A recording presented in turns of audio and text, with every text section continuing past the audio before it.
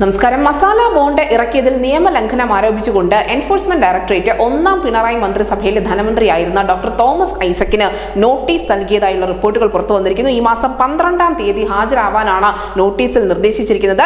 KIIFB masala bond കേസുമായി ബന്ധപ്പെട്ടുകൊണ്ടാണ് ഇപ്പോൾ ഇഡിയുടെ ഭാഗത്തു നിന്നും ഈ സുപ്രധാന നടപടി ഉണ്ടായിരിക്കുന്നത്.